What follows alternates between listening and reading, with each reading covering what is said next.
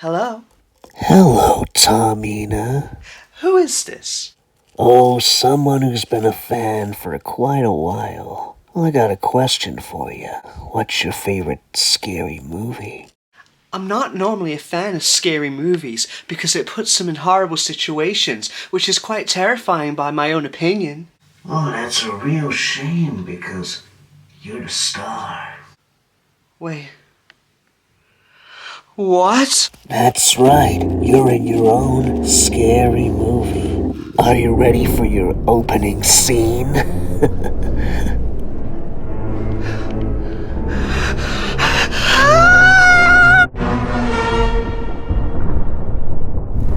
Warning, the following content contains scenes that will disturb most viewers or find obscene, so please refrain from watching this if you're under the age of 18 or a nervous disposition. Thank you very much. So yeah, you've seen the kids' films. Now it's time for the adult scissors films. So let's get straight to it. This is my top 10 scary films. So the reason I've chose these ones is because I personally think that these have shaped the scare industry in all shapes and all sizes. I love them so much. I love horror. This is a hard decision for me to do because you know how much I do love my spooky films. And I was going to make this into a top 20, but then I thought it'd be too long. And there's sadly a lot of titles that I've had to kind of say goodbye to in this. Okay, so let's go straight to number 1. So, why have I chose this one as the first one for me to introduce? Because this was the first one I was introduced to. So as a child, as you may know the story, I confused this with the Addams Family, and I was like a child prodigy when I was younger, okay? I could rig up a video player to a television at the age of 2. I know, that's my claim to science. So here it is. So I thought this was the Addams Family. I even got the VHS as well if you want to see. My first horror film that I ever watched. The Hills Have Eyes. I mean, in all defence, look, did you not think that this was Lurch from the Addams Family? Because as a kid, I did. So I rigged it up, put it on all by myself and started watching this. I must have got about maybe 10 minutes in, realising that this was not the Addams Family, and I almost turned it off because I thought, oh, this is a bit boring. But then it got interesting. Horror things happened. And my small child mind was like, oh, this is quite interesting. And then before you know it, bam, Hills of Eyes. I watched it. Halfway through, after all the screaming, my dad come up and he was like, what are you watching? What are you watching? You can't be watching this. And then I was just like, but Dad, I want to see how it ends. And he was like, fine, I'll watch it with you. But if you get scared, it was your own fault. No, I am the god of fear. So I chose Hills of Eyes because the plot is basically a nuclear bomb went off and it's got like mutants living in the mountains and they eat people to survive and they're like all that, they're inbred and everything. It's a freaking revolting film and I loved it so much. A family got sent down the wrong path in the middle of America and then obviously the tyres got popped and they had to survive in the middle of the desert where one of them went to get help because there's no one around. And then of course that's when the muties come in. And then yeah, so there's a lot of controversial scenes in here and everything. I really should not watch this at a young age, but what can you do if you have access to technology and you're as clever as I am? But no, I loved it. I don't know why. It's the first thing like this I've ever seen in my life. It's amazing, really. Like combat, had dogs in, and to be fair, I was scared of dogs at the time, believe it or not. I had no idea what a dog really was until eventually I got used to the idea of dogs. And then I watched it again when I got a bit older with my dad properly as well. And then yeah, like, I still liked it the second time round. And yeah, showed everybody this, and they're like, Tom, what are you showing me? This is a revolting film. And I'm like, sorry, don't blame me. It's just how you asked me why I wasn't scared of anything, and this is why. Yeah, so The Hills of Eyes does introduce a lot of things, a lot of like kind of prosthetics, and it has a lot of like intense storytelling where it's like survival of the fittest. It's like the killers versus like the regular like kind of like humans, you want to call them now. It's hard to say because of some mutation. And this is based on like real things and real test sites as well, where people were like experiencing problems, especially with their babies when they were born because of nuclear bombs being tested not that far nearby. So it's got a lot of like truth to it. And I thought that's why the director's like, okay, I'm going to make this film because this is like a big issue. It's like kind of like fracking was meant to destroy the world. Like I really hope they did stop that because there was a lot of like propaganda about like not doing it, you know what I mean, and then doing it. So it's crazy. So let's hope that like no one makes a film called The Frackening. Actually, that's a good one. I might have that. So my second one on the list is it's a bit of a modern one. I'll say modern one because it's after the ages of 2000s, like so in the timelines. So this is The Strangers. And when I first when I first seen The Strangers, I thought that this was a really interesting film. It's about home invasion kind of thing, like people basically playing with them, you know what I mean? And it's based on true events as well, which makes it even more like kind of scary. Like apparently they were never really seen, but they had like eyewitnesses. I mean, they have tried to make more films of The Stranger. They did prequels and they did like the second one and all that as well, which weren't as good as the original one. The original one hit like to a point where, like I say, it was so unique, you know what I mean? Like people like hiding in the home, moving things, messing around. I mean, that is a genuine fear, isn't it? Someone breaking into your house and, like making you powerless. Yeah, it inspired like Hush, it inspired, You're Next, it inspired quite a lot of like these films. And if you see any of these like break-in films where it's like, the protagonist is trying to survive against him, like kind of like a Panic Room style, you know what I mean? That's what makes it such a unique idea. And a lot more films have come from this. So it's a good job that this exists in like a horror timeline. People say, is it more of a horror, is it more of a thriller? But I personally think it's quite horrific, really. You know what I mean? Like I'd class it more as a horror, even though it's not monsters, it's real people. So yeah, it's good. So that's like number 2. So number 3, Texas Chainsaw Massacre. Yeah, the original one as well. So Leatherface is, everyone knows Leatherface, everyone knows the chainsaws. This inspired a new fear. I mean, why no one ever thought to use this as a murder weapon before, obviously, like this story. This is another one that's based on true events. And I'd say a lot of these are kind of like American like events as well, so make sure you lock your doors, people. I'd say like the Texas Chainsaw Massacre is about like a family that like cut up their victims, and like Leatherface wears, like he's got like deformities as well, and he wears like their faces when he cuts them up. He's an artist. But yeah, it's such a sickening film.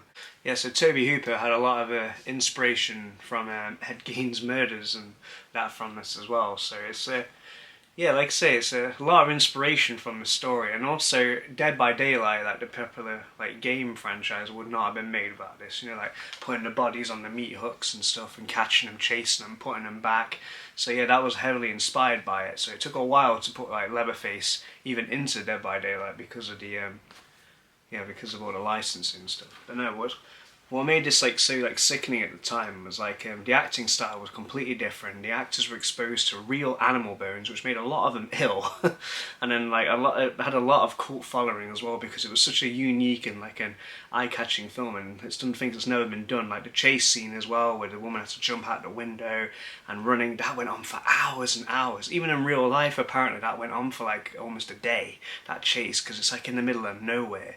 How frightening is that? So as you can see, like this is like a massive inspiration to the horror industry, and for me to not include this would be criminal. I mean, I loved the franchise as well, just because it was just so wacky. The characters were like really well portrayed, and then the acting on it as well was like really believable. Just screaming. Like I watched was it the Monster Netflix series not that long ago as well, like with my dad, and I recognised the scream from the girl from Texas Chainsaw Massacre. That's how like unique it is. I heard the scream and I was like, "You watching Texas Chainsaw?" And he's like, "Yeah, I'm watching this documentary." I was like, "Oh."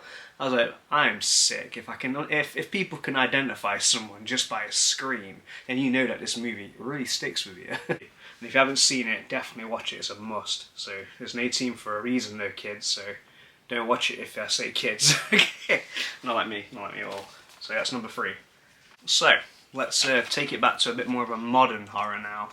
So horror kind of died out, for quite a while. Like, every time I went to watch a horror film in cinema, none of them were like memorable. I mean, I love my horror genre so much, and I was just like, everyone was like saying, "Oh, horrors are terrible, they're bad, they're never going to come back," and the cinemas were empty every time I went to go see a horror film, and that was quite sad. And then Paranormal Activity come out, and then that kind of got people a bit more kind of into it, because ghosts are a lot more believable. The whole Blair Witch camera project as well, which I've not included in this as well, because Blair Witch, I'm not gonna lie, is a really, really hard one I had to like say no to.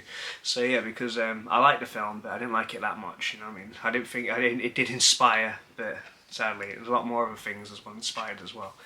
Which brings me to this, the new modern one. As soon as these things come out, let's talk about like Insidious and Conjuring.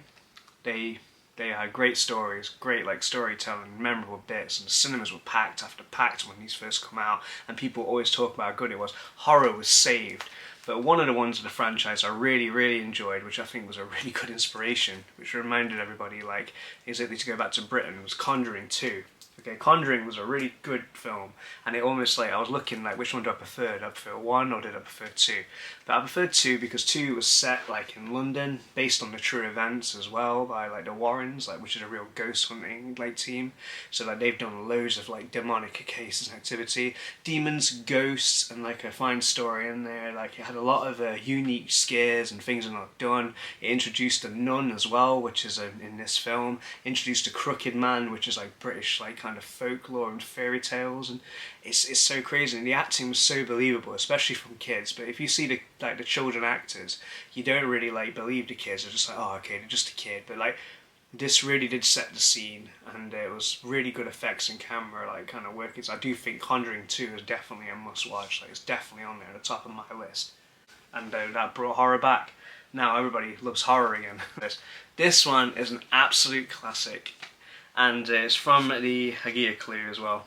It's from Stephen King, obviously like the famous like horror author, which kind of saddened me as well because I found out that Vincent Price I class as the king of horror. He's been in so many films, but now everybody's classing Stephen King as the king of horror. Probably the name had influence in there as well, but I love his stuff. I love Vincent Price. I love Stephen King, and I try and figure out like all of his movies like. They're really good and told really well. Obviously the books he's did, and everyone else has taken the stories and turned them into films. But the one that stands out, probably I'd say the most, other than The Shining, which I would definitely have to toss between, is it. So I've gone with the classic one with Tim Curry. So it is about a being from a different dimensional plane, and when he comes into our universe somehow from his, he doesn't have a form that is in any of our like kind of human understanding. The closest thing is a match between a bat, a spider, scorpions, but altogether the animal, the form does not exist. That's how terrifying this thing is. This thing lives on fear, comes out every like what 20 odd years to feed, and then goes back into hibernation to keep himself. I mean, this thing is immortal, but it has to eat. And what does it eat? He eats kids dipped in fear, basically. He brings out the fear like in them and then eats them when they're the most vulnerable. So he psychologically twists and turns things against them to like kind of make him easier prey, isolates him from his friend. Terrifying thing, I tell you. And it like obviously it took a form of a clown, which is everybody's like, I'll say everybody, but apparently if you don't love a clown, then you hate the clowns, don't you? And that's why like people are just like scared of clowns. For some reason I think they're hilarious, and there's a lot of horror films with clowns in that have just been so like wacky and fun to watch, not necessarily scary, but it is just because it can manifest forms of fear. It does tackle a lot of like hard phobias and even psychological damage. So this is actually a kind of a really good one to watch if you want to tackle new ways of fear. Yeah, so even if you get into a scare acting perspective, you just think, well, what scares people? Watch this and just see how they react. It's so good. They did a remake. All that from a book, from a film with Tim Curry, to a film. Yeah, even Bill Skarsgård has done a version. And I think there's a new series as well now called Welcome to Derry, which I'm watching. And it's before he became a clown. Da, da, da, da. Next on my list is a classic for me as well.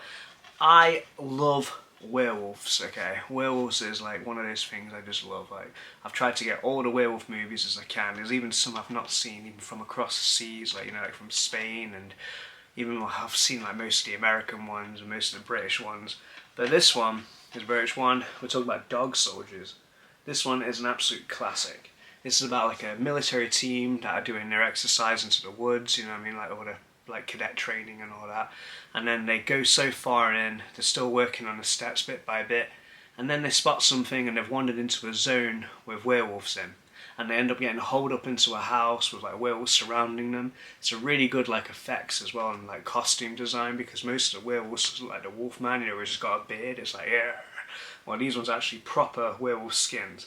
So yeah, it's really good. They've got some good British one-liners in there, some good acting. It's good to have some British horrors in here, and obviously I love werewolves. If you haven't seen it, definitely give it a watch. It's a right like level of like horror and action, and this has inspired like a lot more of like video games as well. God, there's just so many, but I think this one stands out the most, other than American Werewolf in London, which is definitely a must watch. So next, so I'm really big into my zombie acting, and I do love like a lot of horror films, and I was torn between this one and Dawn of the Dead, and I do love Dawn of the Dead, and it's like that was another one of my like horror films. I think I first watched that one when I first turned 18. The remake come out, and I was well chuffed to like finally manage to see that one as well, because that's like you know how much I love my horror now. I could legally watch them.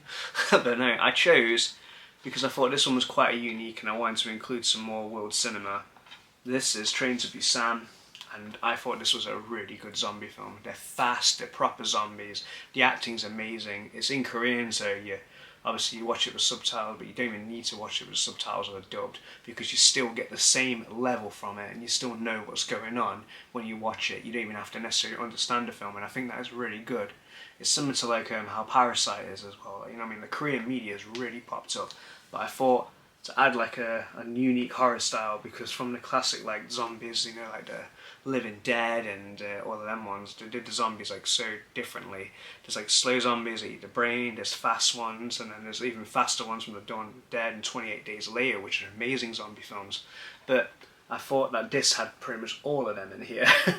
And it's even got like kind of almost an over the top bit. It's done right, whereas I didn't like the World Z one. I thought the World Z zombie film with Brad Pitt was terrible. I just thought it was so over the top, and it was just like, it was too hoardy to really get the feel of like a zombie film.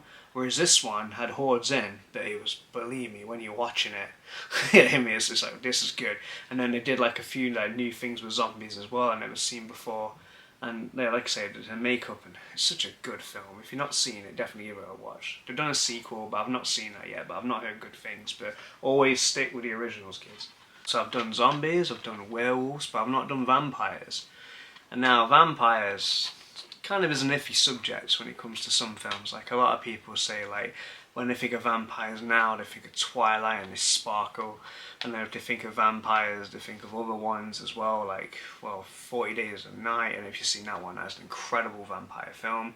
And An Interview with a Vampire, which I watched recently, was quite good. You know, Buffy as well. There's different types of vampires. It's like sick ones in Supernatural as well, where they can go out in the sun, they just get like drunk and fatigue.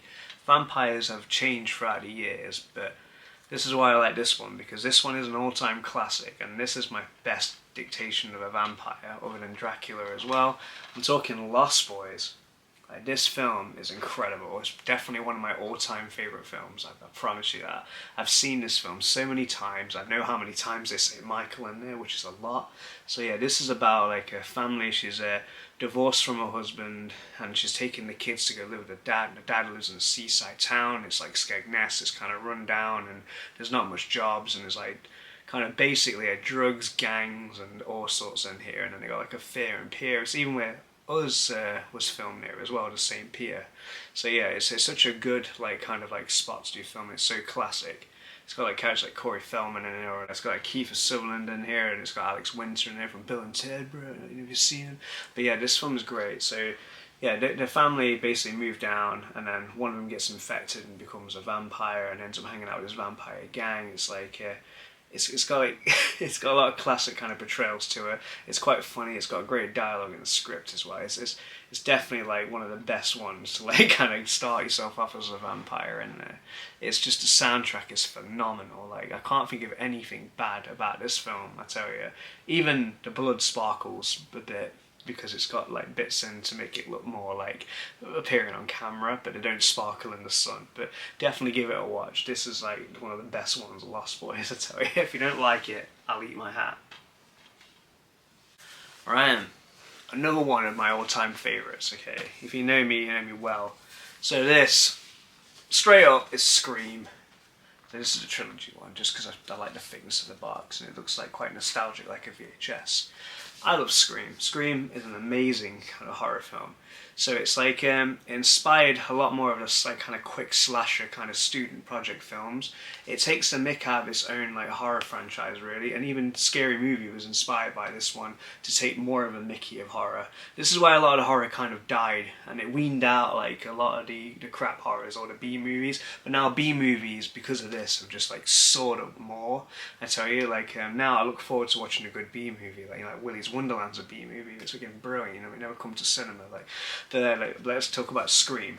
So Scream is about a small town and there's a guy that obviously dresses in this like ghost face, and he ends up like killing people, and you're trying to think why the murder's connected. He kills a lot of students and school kids because it happens more around schools and colleges, because it is mostly a student. But the original ones, I don't say too much about it, obviously it's like a good kind of twist to it. When I first watched it, I didn't see it coming. And I was like, what? It's got to be him, it's got to be this, it's got to be that. And then when I watched that, I'm like, what? That's such a unique idea. And it's got great acting in there, especially from like Matthew Lillard as well, who's like, I'm not gonna lie, he's probably one of my favourite actors. Like, I didn't even realise how much I loved him. He's in Scooby-Doo, and he's in like Rat Paddle. Every film I've seen him in, it's just been phenomenal. But let's just go back to his favourite performance, like, feeling pretty woozy here, man. It's just, he loves him so much. So apparently he's going to be in Scream 7, eh? So who knows? Hopefully. Maybe he did survive, maybe he didn't, you know what I mean? But after being stabbed. But yeah, as the series goes on as well, they've taken the mick out of their own franchise, where it's like they turn their own events into a film within a film, into a B movie within a film. That's how much like they kind of just think, fuck it, we'll just do it, we'll just do this. But then I just like the idea is like, who is it? It's the same kind of repetitive thing. It's like you don't know who they are, the main actors get killed, it becomes its franchise, and it just lives on for the years. It's similar to like how Halloween is. Halloween just keeps going. Like I say, they're all like slashers and they're all inspired from each other. I'll tell you, it's just like Scream is my favourite one. I'll tell you how I even come across like watching this. Like, so yeah, this come out in 1997. What were you guys doing in 1997? Well, I'll tell you what I was doing. I was making a deal with my babysitter because she come round with her mates. So they had pizza. My younger brother went to bed because he was like 2 or 3 at a time. It was crazy, and you think about it. And they had the VHS, and it was like, oh, we're gonna watch Scream. We're gonna watch Scream. And I was like, I like horrors, and it's like, oh, Tom, you're too young to watch this. And I kind of made a deal, and she was like, right, I got like 2 slices of pizza. I got to watch the Scream, but I sat dead close and watched the Scream while they were all obviously behind me to keep an eye on me. And we weren't allowed to tell my mum. Sorry, Mum, but this happened, and it's how I watched Scream at a young age. And then we watched that all together, and I had 2 bits of pizza, and I loved it. Okay, I was glued to the screen, Scream. Glued to Scream. I was glued to the screen. I like watched the chase right from the beginning to like the reveal at the end, and I thought, this is phenomenal. And then that's when I knew there and then, after watching like things like Hills of Eyes, I just love horror. I just love it so much. It's a great story time, especially it catches like the events of the times, and it's got costumes, and there's a lot of weirdos out there like me that end up chasing people not like me. Actually, no, I do chase people. I love them so much. So that's why Scream has always been one of my personal favourites. I tell you, like, I always watch them when they come out. And one day, I think I'm actually going to try and meet Matthew Lillard. So, Matthew, if you're watching this, you're phenomenal, and I love you. Like, I'll see you real soon, man, hopefully. Now, it brings me to, what do I think is number 1? Okay, so I have a lot of all-time favourite horror films, let's face it. This is a very hard list for me. I probably should have done maybe my top 100, which I reckon I could do, but we'll be here all day. So, I reckon The Thing is the best horror film. And I'll tell you why. Not only has it got a unique setting where it's in the Arctic, like far away from anything, it's so like white and pure and cold. Okay, so let me go back a little bit. Brings you to like a 50s classic horror monster movie one, you know. Gore, makeup, terrible acting, great scene. The Thing from another world then became The Thing. And I think this is great because this has got such a great prosthetics, and it's got like a unique story, like body snatchers, like science fiction. So they find this thing in the ice and they go to investigate it. It's been remade, and even the remake is so similar, it's still like pretty good, but people still go back to the original. The remake is basically the prequel, because it starts off with a dog running to the base, and they're like, oh, why are these people trying to shoot this dog? What's going on? Obviously this dog mutates into this horrible thing, and it can like consume somebody and become them, and it becomes like a whole like whodunit. So people get separated. It's like, you're the Thing, no, you're the Thing, no, you're the Thing. Yeah, Kurt Russell's in it as well. And so yeah, so from the 80s, yeah, so it's got 80s Kurt Russell in here, and he's trying to obviously like, wait, I got a flamethrower. Fire's the only way to kill this thing, you know what I mean? It's too indestructible, it's terrifying. If it gets out, this thing is going to take over the world.